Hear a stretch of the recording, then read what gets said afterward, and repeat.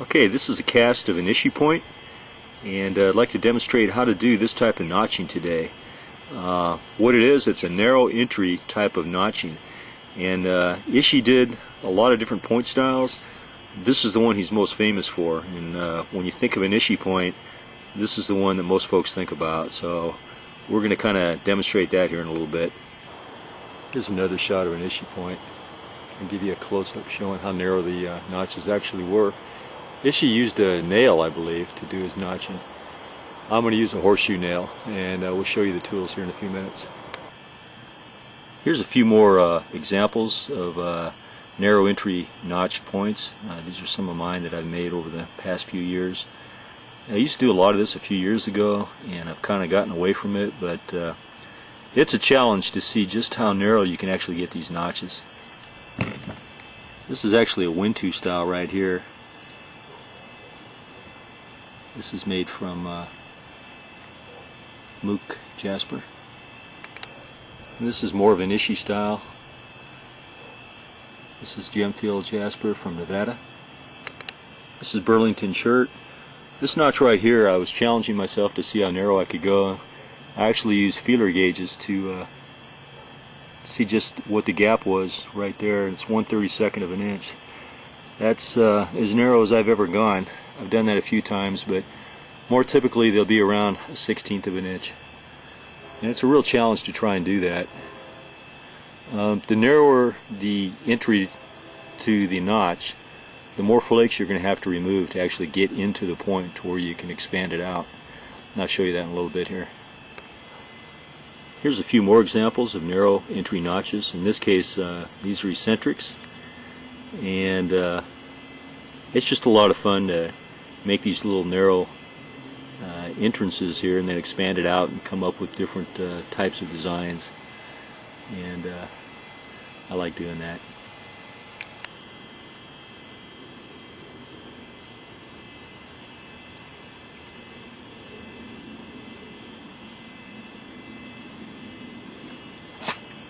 More examples of eccentrics.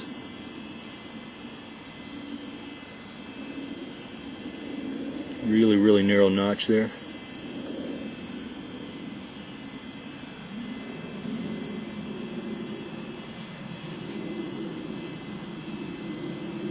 This is from a couple years ago. These were done about 4 years ago.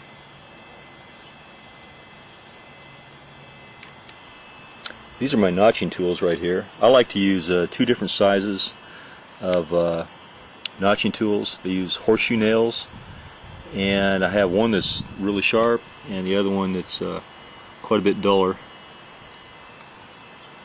Here's my support pad. Support is really important on these. We'll show you all that in a little bit. I like to use optivisors. These are really good, especially if you're over 40 or you're getting up there to where your visions, you don't have that close range vision anymore. They're really a benefit.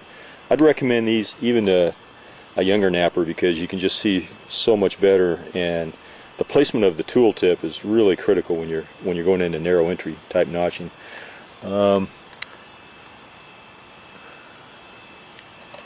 This is the way the horseshoe nails come, and come in these boxes, 250 or 500, enough to last pretty much a lifetime. They're fairly sharp when you get them out of the box, but for the initial entry, if you really want to do a narrow entry, they're not sharp enough. You need to grind or file them down just a little bit, get them even sharper, like what we have right here. If this thing will focus, yeah. This is pretty well set up for my initial entry, and once I get in and I start removing thicker flakes and then start expanding the notch out, then I'll go to this duller one right here, and I'll show you how these two things are put together here.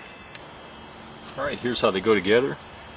This is just a plastic bolt right here, and I just heated this up red hot, put it on the stove, kept pushing it into the bolt until it went all the way through, and made a nice form to support the horseshoe nail. The beauty of the horseshoe nails is that they're interchangeable really quickly, and I like that. I don't have to file down a nail. This basically goes into here, press it on, and this one here is a little bit different style. This was made by Jerry out in Tucson, Arizona.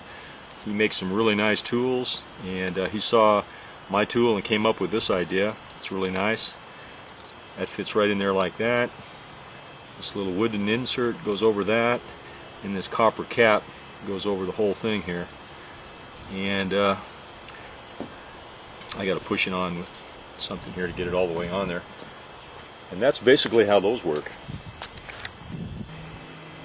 I like to start off with flakes for my notching preforms, and try and pick a good quality flake. Homogeneous materials tend to work best. You want something that's fairly strong, you don't want it too weak. Obsidian works pretty good, but if you get into really brittle substances, it can actually be a little bit harder, and you don't want something too tough either. Heat-treated flints tend to work best.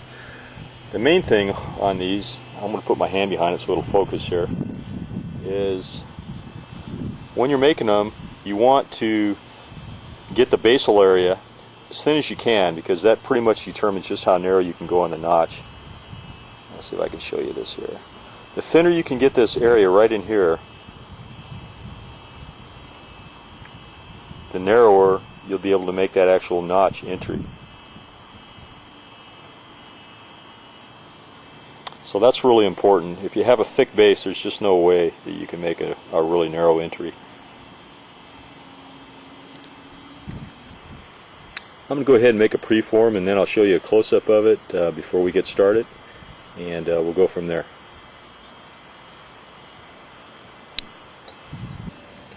Okay, here's our preform. This is just going to be a sort of a desert side notch style, and this is Georgetown flint, sometimes called Georgetown blue. It's raw. It's pretty good flint, doesn't really need any heat treatment, and I thought maybe the color would show up well on here, so we'll give it a try. I'm going to be using two different notchers. One's a little bit sharper than the other to start off with, and when we get into the point where it's a little bit thicker in here, I'll switch to the duller one. So I'm going to get this thing set up here and we'll get started. Okay, the first step is just to take a little half moon shaped flake out of here on the edge. I'm just going down in this particular fashion right here, just to kind of identify where we're going to start our notch. Typically I'll go from notch to notch, but on this, for demonstration purposes, I'm just going to do one because it's just too boring to take too long to do them like that. So I go like that, flip it over. Now I can remove a little bit longer flake. It's kind of tricky to keep this in the field of view, but here we go. Put it right about there. Expand it out just a little bit. You want your notch, the very end of it, where you're going to remove your next flake, to be U-shaped, not V-shaped. So go like that. A lot of times I'll come in here like this. Let's see if that's in there. Yeah. Just kind of pushing that edge back so that it's closer to the face that I'm going to take my next long flake off of. I don't use any abraders. I just use the tip of the notching tool to kind of thicken the edge and to bring that edge closer to the opposite face. Okay. Here we go. Now we're going to take a little bit longer one. I'm going to push kind of straight in and down a little bit, and then kind of open it up a little bit, make that notch more of a U-shaped. Come over here like this, push in a couple times, bring that edge back, and call it a braiding if you want. It's not really a braiding, just turning the edge. Go over here, go up a little bit higher on the platform. I'm pushing in and down.